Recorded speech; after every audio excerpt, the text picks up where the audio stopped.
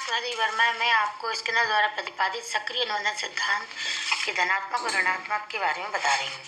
सक्रिय अनुबंधन के अमेरिकी मनोवैज्ञानिक स्किनर जी थे। उन्होंने सीखने की प्रक्रिया के स्वरूप को समझने के लिए सर्वप्रथम अन्य मनोवैज्ञानिकों द्वारा किए गए प्रयोगों के निष्कर्षों और सिद्धांतों का अध्ययन किया और पावलोव के प्रत्यावर्तन और पुनर्वलन को समझा।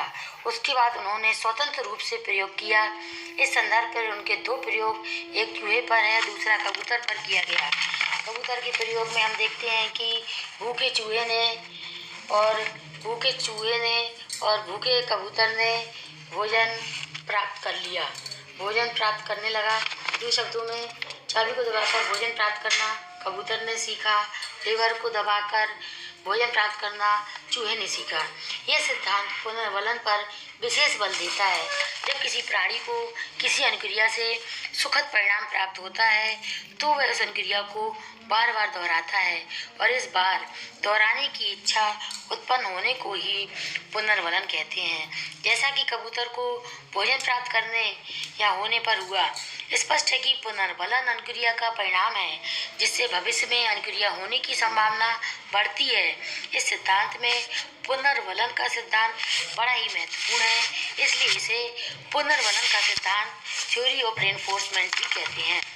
पुनर्वलन को मनोवैज्ञानिकों ने दो रूपों में विभाजित किया है, एक धनात्मक पुनर्वलन और दूसरा ऋणात्मक पुनर्वलन के रूप में, दूसरे प्राथमिक पुनर्वलन के रूप में और दूसरे को सेकेंडरी या गौण पुनर्वलन के रूप में। धनात्मक पुनर्वलन किसे कहते हैं? धनात्मक पुनर्वलन उसे कहते हैं जो किसी उद्दीपक की उपस्थिति से मिलता है, जैसा कि भूखे कबूतर को भोजन से मिला, और ऋणात्मक पुनर्वलन उसे कहते हैं जो किसी उद्दीपक की अनुपस्थिति में मिलता है, जैसे कि शिक्षक की अनुपस्थिति में उस शिक्षक से डरने वाले बालक की अनुक्रिया में वृद्धि होना। प्राथमिक पुनर्वलन से तात्पर्य उस पुनर्वलन से होता है जो किसी उद्दीपक से सीधा प्राप्त होता है, जैसे भूख, प्यास, काम आदि से प्राप्त होने वाला पुनर्वलन, और गौण पुनर्वलन से प्राप्त या तात्पर्य उस पुनर्वलन से होता है जो प्राथमिक पुनर्वलन प्रदान करने वाले उद्दीपक के साथ लगातार उपस्थित होने के कारण प्राप्त होता है। जैसे भोजन के साथ घंटी की ध्वनि को लगातार सुनने से कुत्ते की अनुक्रिया को पुनर्वलन मिला।